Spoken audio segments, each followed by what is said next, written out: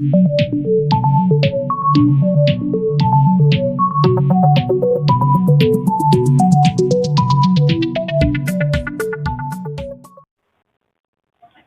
Students, concepts of physics में आपका स्वागत है। क्लास 12th के फिजिक्स में हम लोग इलेक्ट्रोमैग्नेटिक लेसन यूनिट देख रहे हैं और आज का हमारा टॉपिक है एडी करंट। नाम से ही जाहिर है कि ये एक प्रकार का करंट है। इसे हम समझेंगे, लेकिन इसको समझने के पहले जो इलेक्ट्रोमैग्नेटिक इंडक्शन में हमने अब तक पढ़ा उसे थोड़ा सा रिकॉल कर लें। यानी हम लोगों ने अब तक क्या पढ़ा कि किसी कॉइल के आसपास अगर इससे लिंक्ड फ्लक्स चेंज करे, फ्लक्स चेंज करने के लिए किसी मैग्नेट को हम लोग दूर से पास ले आए या पास से दूर ले जाए, तो इसके जो फ्लक्स हैं इससे लिंक्ड है। जब दूर है तो flux linked with this coil कम है, और जब इसे पास ला देंगे तो flux linked with this coil ज्यादा हो जाएगा। यानी मतलब इस बात से है कि इस कॉइल से लिंक्ड फ्लक्स चेंज करता है तो इसमें ईएमएफ इंड्यूस हो जाता है और उस इंड्यूस ईएमएफ के कारण करंट इंड्यूस हो जाता है और वो हमें करंट यहाँ देखने को मिलता है। तो यहाँ असली बात क्या है कि चाहे आप मैग्नेट को मोशन में रखें या कॉइल को मोशन में रखें, बात एक ही है। ऐसा नहीं कि आप सिर्फ मैग्नेट को मोशन में रखेंगे तभी इसमें करंट पैदा होगा। आप मैग्नेट को स्थिर रख के कॉइल को दूर ले जा सकते हैं या पास ले जा सकते हैं, तभी कॉइल से लिंक्ड फ्लक्स चेंज करेगा। कॉइल को पास ले आएंगे तो कॉइल से लिंक्ड फ्लक्स बढ़ जाएगा और कॉइल को दूर ले जाएंगे तो लिंक्ड फ्लक्स घट जाएगा। यानी कि कॉइल से लिंक्ड फ्लक्स चेंज होना चाहिए, चाहे जैसे भी चेंज हो, चाहे आपको मैग्नेट को पास लाना पड़े, दूर ले जाना पड़े, या कॉइल को पास ले जाना पड़े, दूर ले जाना पड़े। लेकिन अगर दोनों को एक साथ आप एक ही स्पीड से एक ही डायरेक्शन में मूव करेंगे तो देखिए ऐसी स्थिति में कोई फ्लक्स चेंज नहीं करेगा कॉइल से, क्योंकि इनकी रिलेटिव डिस्टेंस तो हमेशा कांस्टेंट रह गई। तो मुख्य बात यह है कि इन दोनों का रिलेटिव पोजीशन चेंज होना चाहिए। इन दोनों में कुछ न कुछ रिलेटिव वेलोसिटी होना चाहिए। अगर रिलेटिव वेलोसिटी 0 हो जाएगा, यानी दोनों एक ही स्पीड से मूव करेंगे, वैसी स्थिति में रिलेटिव वेलोसिटी 0 हो जाता है, तो इसमें कोई ईएमएफ इंड्यूस नहीं होगा, कोई करंट इंड्यूस नहीं होगा। ये तो एक बात आप समझ गए। दूसरी बात जो फैराडे लॉ में हमने देखा था कि rate of change of flux जितना फास्ट होगा उतना ही ज्यादा ईएमएफ इंड्यूस होगा, उतना ही ज्यादा करंट इंड्यूस होगा।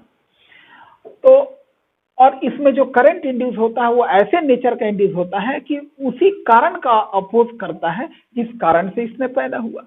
यानी जब हम मैग्नेट को पास ले आते हैं तो ये कॉइल ऐसा करंट पैदा करता है कि इसके इस एंड को नॉर्थ पोल बना देगा ताकि ये नॉर्थ पोल रिपल्सन महसूस करे, और जब मैग्नेट को दूर ले जाते हैं तो इसमें करंट उल्टा डायरेक्शन में हो जाएगा ताकि ये एंड कॉइल का साउथ पोल बन जाए, ये एंड नॉर्थ पोल बन जाए, ताकि नॉर्थ पोल के सामने साउथ पोल जब बन जाएगा तो ये हमारे मैग्नेट को अट्रैक्ट करेगा। यानी जब हम दूर ले जाते हैं तो अट्रैक्ट करना शुरू कर देता है। हालांकि ये बात कि जो इंड्यूस करंट है अपोजिंग नेचर का है, ये लेंज ने बनाया है। यानी Faraday law of electromagnetic induction जो हम लोग कहते हैं, एक्चुअल में है Faraday Lenz law of electromagnetic induction. उसमें ये आखिरी बात लेंज का जोड़ा हुआ है। अब ये एक और बात हम लोग समझें कि जैसे मान लीजिए ये कोई मैग्नेट है, हॉर्सशू इलेक्ट्रोमैग्नेट,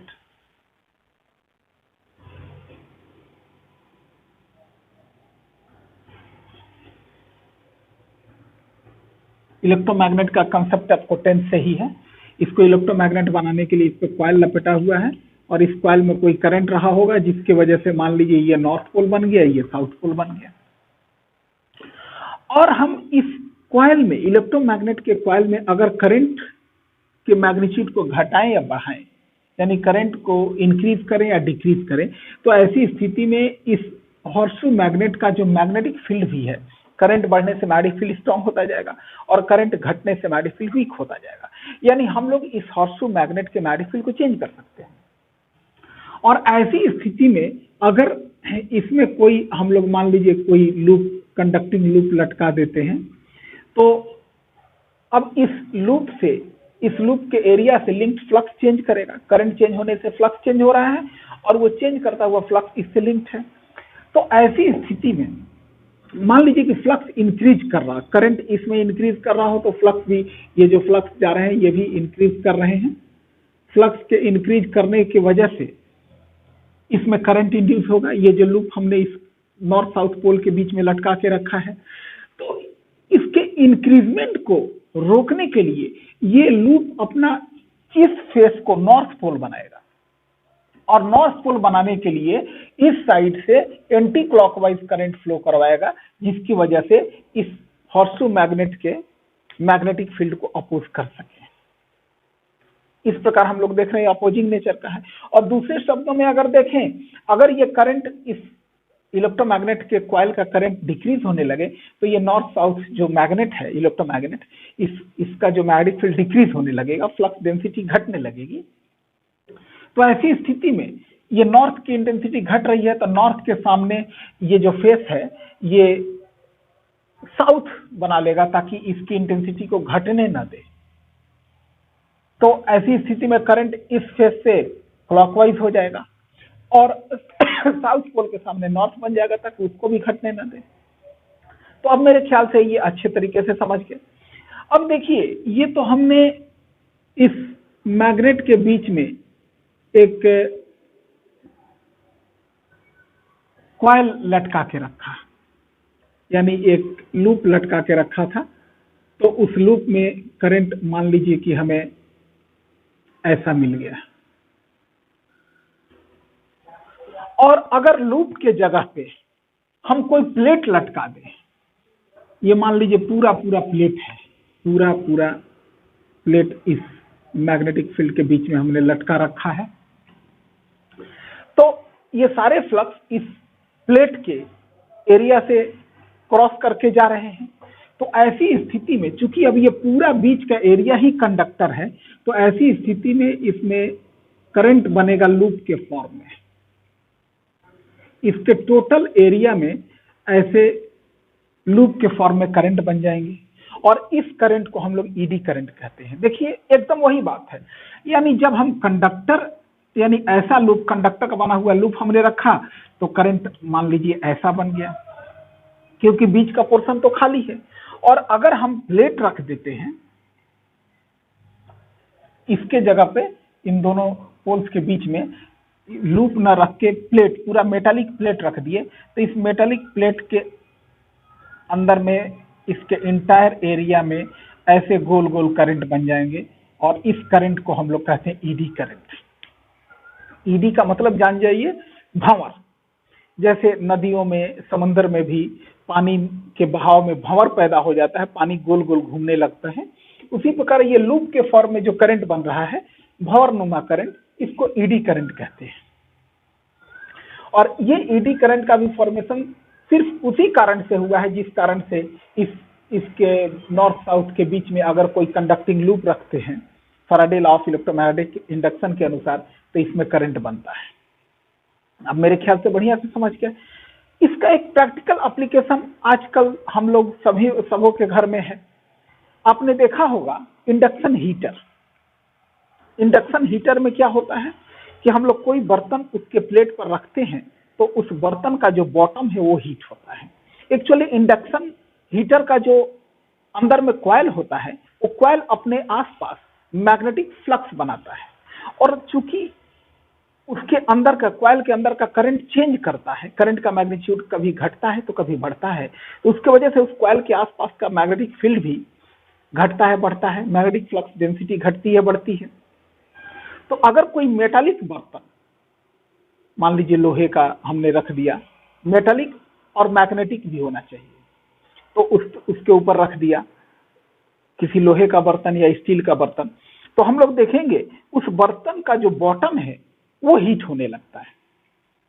ध्यान रखें कि इंडक्शन हीटर डायरेक्टली हीट नहीं प्रोड्यूस करता है, वो तो एक करंट बना रहा है और करंट की वजह से जो बर्तन है, बर्तन के आसपास का फ्लक्स चेंज होता है, मैग्नेटिक फ्लक्स चेंज होता है और मैग्नेटिक फ्लक्स चेंज होने से जो इंडक्शन हीटर पे हमने बर्तन रख रखा है उसका जो बॉटम है वो हीट होने लगता है और इस प्रकार उस बर्तन में रखा जो भी कंटेंट है वो हीट एब्जॉर्ब कर लेता है। तो खैर ये तो इसका अच्छा यूज है। ईडी करंट्स के और भी एप्लीकेशंस हैं, जैसे ट्रांसफार्मर में भी कॉइल होता है और वो कॉइल आयरन कोर पे लपेटा हुआ होता है। तो उस आयरन कोर पे कॉइल लपेटे होने के कारण, चूंकि आयरन कोर में जो कॉइल लपेटा होता है उसमें करंट फ्लो करता है और करंट की वजह से मैग्नेटिक फ्लक्स बनता है और मैग्नेटिक फ्लक्स उस आयरन कोर से होके गुजरते हैं जिस कोर पर ट्रांसफार्मर का कॉइल लपेटा हुआ है। तो इसकी वजह से आयरन कोर में, यानी कि ट्रांसफार्मर का कॉइल जिस आयरन पे लपेटा होता है उस आयरन में ईडी करंट्स बनते हैं और ईडी करंट बनने के कारण ट्रांसफार्मर का जो कोर है वो हीट होता है और इस प्रकार बहुत सा इलेक्ट्रिकल एनर्जी हीट के फॉर्म में बर्बाद हो जाता है, वेस्ट हो जाता है। तो इस प्रकार कई जगह ईडी करंट अनडिजायरेबल भी है, कई जगह जरूरत है। इंडक्शन हीटर में आपने देख लिया इंडक्शन मोटर होता है। फिर उसके बाद एक टर्म आता है इलेक्ट्रोमैग्नेटिक डैम्पिंग। जैसे आपने देखा होगा कि किसी वोल्टमीटर या एमीटर का जो कांटा है, जैसे ही स्विच अपने घर में यूज होने वाले स्टेबलाइजर में देखा होगा कि जैसे ही स्विच ऑन करते हैं स्टेबलाइजर का तो उसका कांटा मैक्सिमम पे जाएगा और वहां जाके थोड़ा हिलता है और एक जगह जाके फिर रुक जाता है। तो ये इसका धीरे धीरे जैसे कांटा बढ़ के यहाँ गया और यहाँ जाके शुरू में थोड़ी देर वाइब्रेट होता है और धीरे धीरे इसका वाइब्रेशन कम होते होते रुक जाता है। तो ये जो वाइब्रेशन धीरे धीरे कम हो रहा है इसको बोलते हैं डैम्पिंग। और ये डैम्पिंग फास्ट हो, यानी जल्दी से जाकर रुक जाए ताकि हम जल्दी से रीड कर सके, तो उसके लिए हम लोग यहाँ ईडी करंट का इस्तेमाल करते हैं और ईडी करंट की वजह से इलेक्ट्रोमैग्नेटिक डैम्पिंग ज्यादा होता है जिसकी वजह से वो जाके तुरंत रुक जाएगा और हम लोग रीडिंग पढ़ सकेंगे उसका कि कितना एम्पियर करंट है या कितना वोल्टेज उसमें रीड कर रहा है। तो इलेक्ट्रोमैग्नेटिक डैम्पिंग को भी थोड़ा सा समझ लें। अब मान लीजिए कि ये नॉर्थ साउथ पोल्स हैं और इस पोल के बीच में किसी प्लेट को ऊपर से हम लटका करके किसी प्लेट को लटका दें,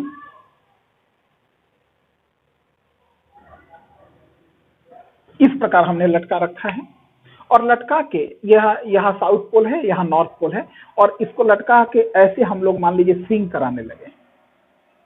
तो देखिए नॉर्थ साउथ पोल है और इस पोल के बीच में हम इस प्लेट को स्विंग करा रहे हैं। तो अभी मैग्नेटिक फील्ड के बाहर है, जैसे ही मैग्नेटिक फील्ड के अंदर इन करता है तो इस प्लेट से लिंक्ड फ्लक्स चेंज करेगा और इसमें ईडी करंट्स बनेंगे।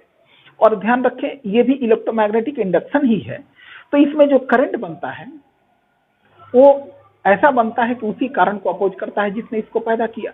यानी कि ये जो मैग्नेटिक फ्लक्स भी इस पर कोई फोर्स लगाता है प्लेट पर और ये प्लेट भी मैग्नेटिक फ्लक्स पर कोई फोर्स लगाता है, जिसकी वजह से जब हम लोग इसको ले आएंगे तो देखेंगे इसका स्विंग करने का जो स्पीड है इसमें डैम्पिंग होता रहेगा और धीरे धीरे धीरे धीरे ये कम होते होते जाकर के रुक जाएगा। तो यहां भी हम क्या देख रहे हैं कि जब बाहर से फील्ड के अंदर में आया तो इसे लिंक्ड फ्लक्स चेंज हुआ और चेंज होने के कारण ईडी करंट बने, फिर इधर से लौट के जाएगा फील्ड के अंदर में, तो इसके मूवमेंट के कारण फ्लक्स चेंज। अगर मैग्नेटिक फील्ड मान लीजिए यूनिफॉर्म भी हो तो इस प्लेट के मूवमेंट के कारण इससे लिंक्ड फ्लक्स चेंज हो रहा है और इसमें ईएमएफ इंड्यूस हो जाएगा और नतीजतन उसके अंदर ईडी करंट प्रोड्यूस हो जाएंगे, ईडी करंट प्रोड्यूस हो जाएंगे। तो मेरे ख्याल से आप बढ़िया से समझ गए होंगे ईडी करंट क्या है और इससे संबंधित बातें आपको लिखवा देना चाहूंगा। एक बात मैं कहना चाहूंगा कि जब भी आप मेरे वीडियोस देखें तो जो भी लेसन देख रहे हैं उसके प्ले लिस्ट पर जाएं। जैसे ईडी करंट को ही समझना है तो मेरा चैनल खोल के उसके प्ले लिस्ट में जाएं और प्ले लिस्ट में इलेक्ट्रोमैग्नेटिक इंडक्शन फाइंड करें और सीरियली वीडियोस को देखें तो ये पूरा समझ में आएगा। दूसरी बात, फिजिक्स समझने में एक और खास बात है कि इमेजिनेशन आपका बहुत स्ट्रांग होना चाहिए। इमेजिनेशन अगर आपका अच्छा है तो ये जो आप समझते हैं एकदम दिल में जाके बैठता है और दिल में बैठने से एकदम आपको सब्जेक्ट से प्यार हो जाता है और जितना ज्यादा आपको सब्जेक्ट से प्यार होगा उतना ही ज्यादा आप बढ़िया से समझेंगे और दिमाग के आपके हार्ड डिस्क में उतने ही अच्छे तरीके से ये जाके बैठ जाएगा जो कभी नहीं भूलेगा। तो मैं इसके बाद लिखवा देता हूँ, आप उसे देखेंगे। अब देखिए एडी करंट्स को आप अपने नोट्स में कैसे जगह देंगे। Eddy currents, when magnetic flux linked with a metallic conductor और a plate changes, induced currents are set up in the conductor or plate in the form of closed loops. These currents are called eddy currents or Foucault's current. Foucault नाम के scientist ने इसे पाया था सबसे पहले।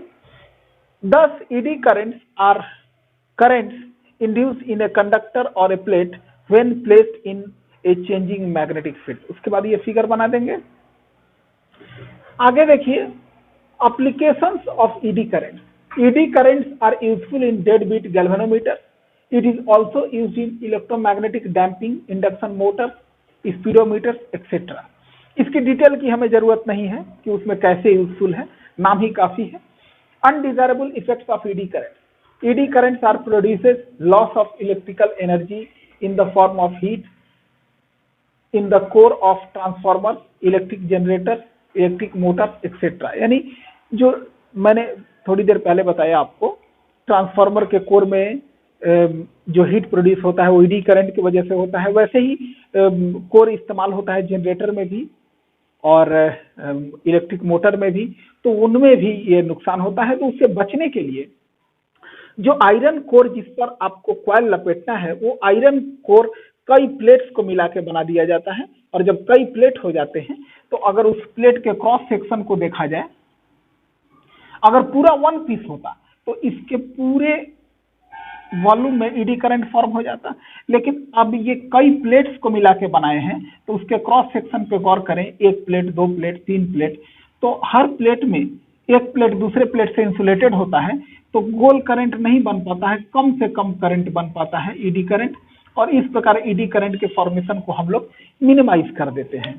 तो इसको कहते हैं लेमिनेटेड कोर, यानी कई प्लेट को मिला के मोटा आयरन कोर बनाएंगे तो उस कोर को कहते हैं लेमिनेटेड कोर। तो the formation of eddy currents are minimised by using laminated core. तो अब मेरे ख्याल से आप बहुत अच्छे तरीके से समझ गए होंगे। ध्यान से इसको देखिए, बहुत ही अच्छा और इंटरेस्टिंग टॉपिक है। धन्यवाद।